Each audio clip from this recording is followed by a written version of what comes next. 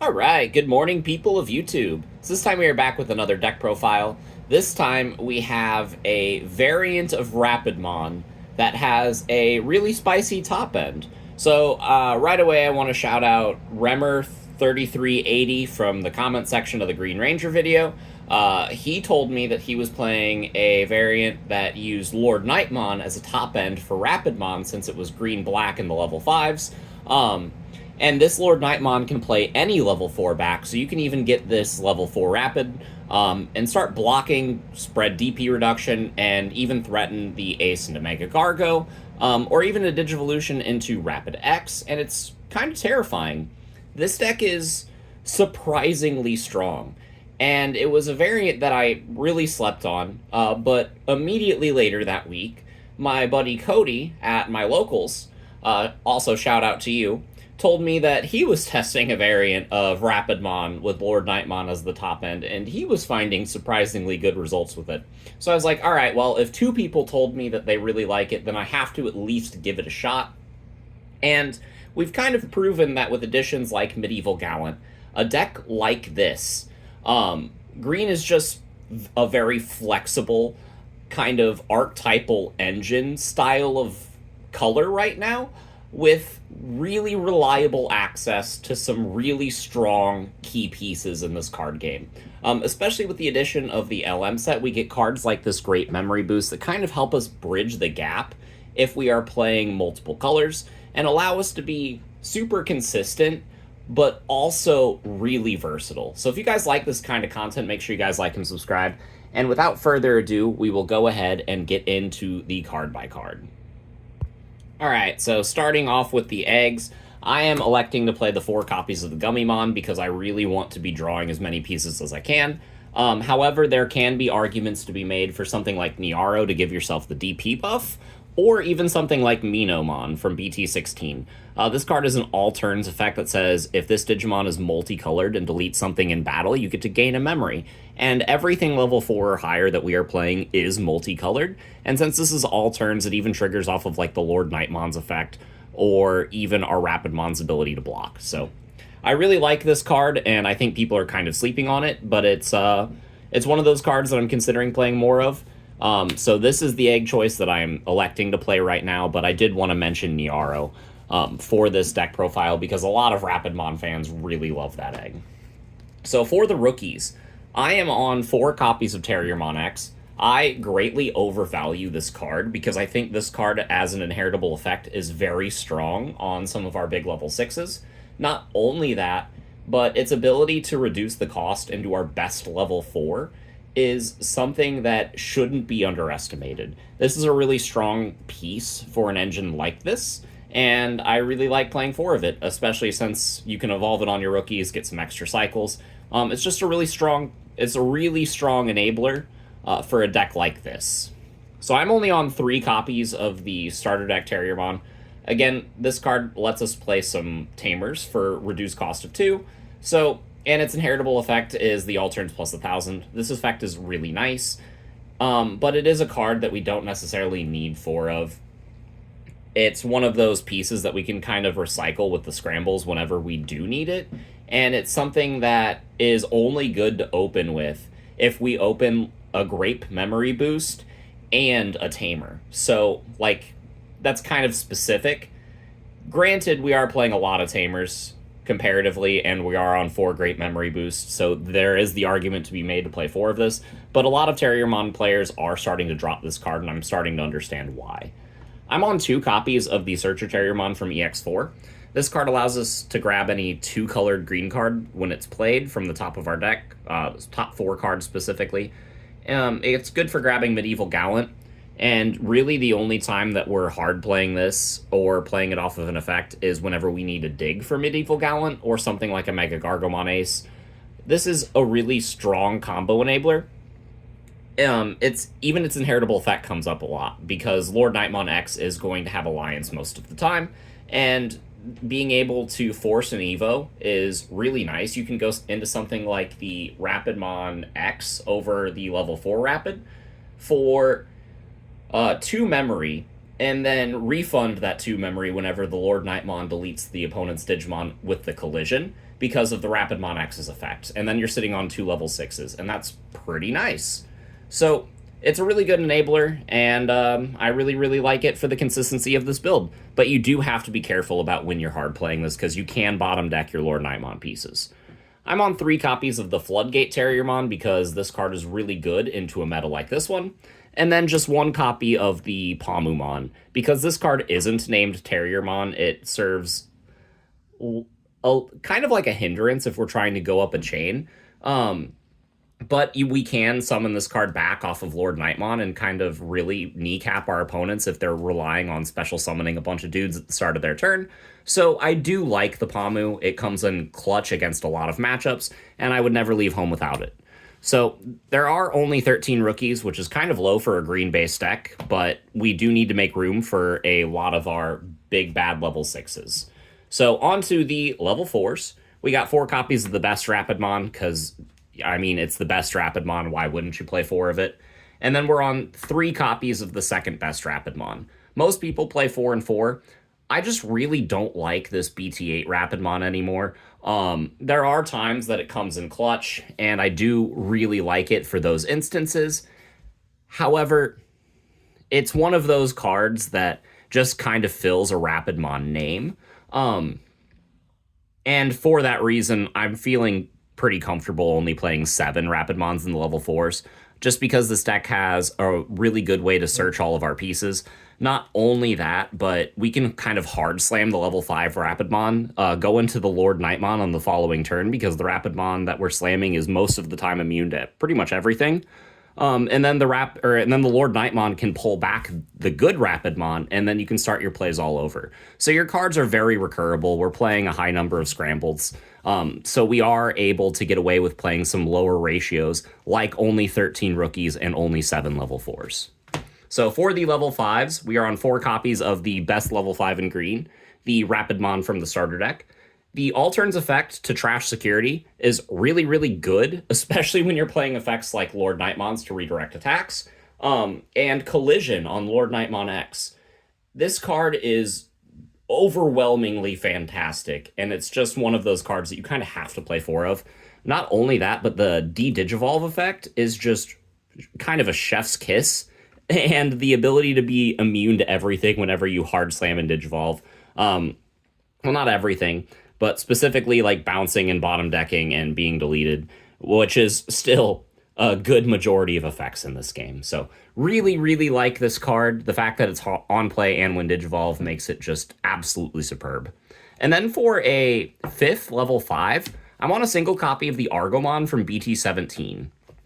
So what this card allows us to do is it allows us to tap a bunch of our opponent's Tamers, as well as some of our own that we aren't using, to digivolve into this for reduced cost, reduced by 1 for every Tamer that we're suspending.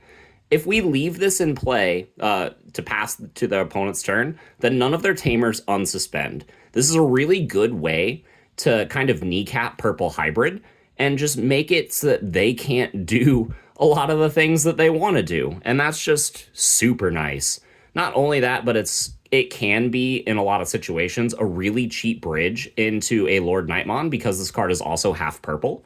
And that's just really great. So all of our level 5s can evolve into LordKnight, because rapidmon is green-black, and this card is green-purple, and LordKnight evolves over a purple or a black. So these cards fulfill a niche.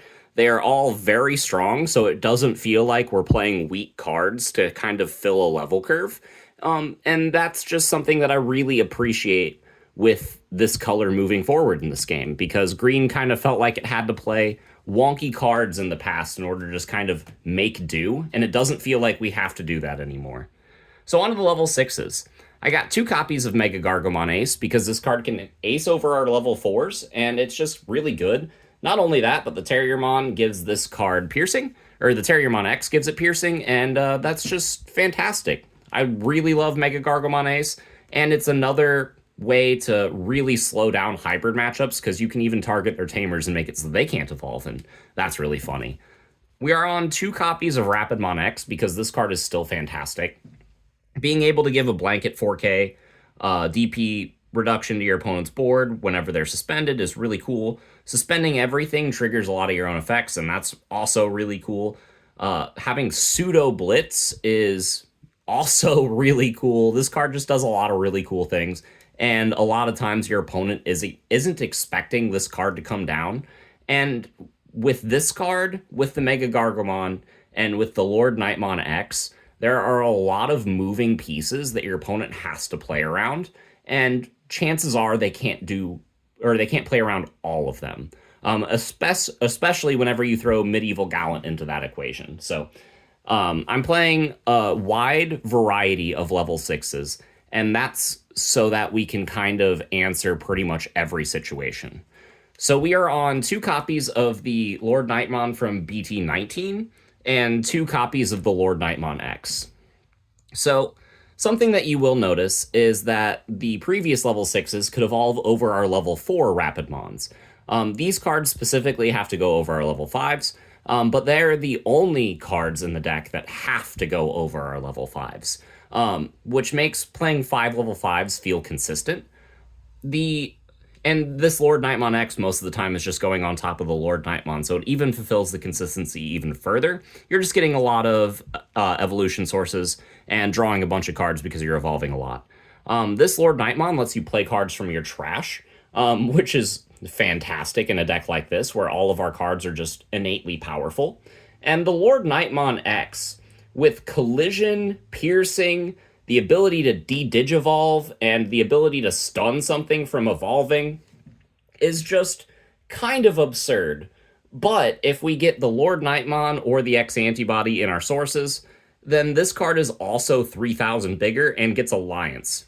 So Alliance in a deck like this is kind of nasty, because even if you're alliancing with a 1k Terriermon at that point, that's going to be 16k, 2 checks with piercing, collision, and since you're deleting an opponent's Digimon in battle because you have collision, the rapidmon inheritable will also trash their top security. This card just rips through security, and a lot of times there's nothing your opponent can do about it, especially with how memory efficient this deck can be because it's a green deck. So I really like this card. It provides an avenue that this deck didn't have access to in being able to de-digivolve even further, as well as kind of stun a body and just be absurdly massive in the DP threshold. So I really like this card, but any more than 2 felt a little clunky. You could make the argument to play 3, but at that point you have to cut something else, and that kind of throws off the balance of the deck a little bit. But it is something that you could do. But yeah, I'm playing these for my level 6s as the main ones, and then 3 copies of just a generic Floodgate staple, the 3 copies of Medieval Gallant. So in a pinch, we can evolve this over the Rapidmon, and that's really nice, but most of the time we're just hard slamming this. The ability to have Mimi promote extra bodies, because all of our level 5s are green, and this card also triggers Mimi, because it's level 5 or higher, that is also green. The ability to play Mimi, scramble, promote something from the raising area means that we're going to have the bodies in order to be able to suspend the dudes in order to play this and blow something up and vortex over something. And that's just really nice, especially with Alliance and Shoto. Most of the time, you can put enough things into play to get full value off of this card. And since we are playing the Shoto, it just gets even better. This card is great at breaking a board whenever your opponent tries to clap back against you, right? Because you're going to start this game chipping them down with your Rapidmon pieces, and then they're going to try to answer your board and put your necessary level 4 in the trash for the LordKnightmon to bring it back later, right? And then you respond to their board with the Medieval Gallant while you build up the second stack, and that second stack is the LordKnightmon X, and then at that point there's nothing they can do about it. So this card is super great in a lot of situations. It's kind of the glue that holds a lot of this strategy together, and I wouldn't really attempt a deck like this without access to this card. So on to the options. I'm on 1 copy of Protoform because LordKnightmon X and rapidmon X can abuse it, but there aren't that many abusers of this card in the deck, so I felt comfortable only playing 1. We're on 4 copies of Great Memory Boost. I alluded to this earlier, just kind of ties the deck together. and make sure that you have the memory that you need in order to do your plays. And then I'm on 3 copies of Green Scramble. So you can't use this to digivolve into the LordKnightmon, but that's fine. You can use this to go into your level 5, into your level 4, and then set this card up for later so that you can start pulling back bodies if they clear your board, and then do the Medievalgallantmon play with the alliance that I was telling you about.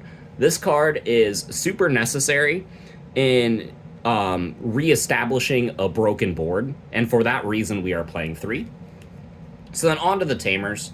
I'm on 2 copies of Shoto. I would like to play a third. The ability to gain extra memory is fantastic. Having this card with pretty much anything, giving it blocker, is super good. Because it makes sure that, like, if you give the LordKnightmon blocker, then you have a redirect and a blocker on that. And that's really nice. This card lets the Gallantmon unsuspend because it's a Vortex Warrior, and then get Piercing, and that's really silly.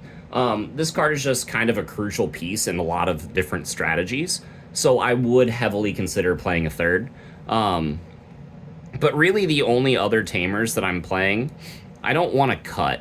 I'm on 1 copy of this Izzy from the starter deck, because I can play it for free off of Terriermon, and whenever something suspends on our turn, then I can tap this to gain a memory. So this also triggers off of LordKnightmon's Collision. It triggers off of Medieval Gallant. It triggers off of Rapid X.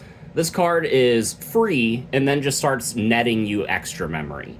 But having too many can be a little bricky, which is why I'm only playing 1.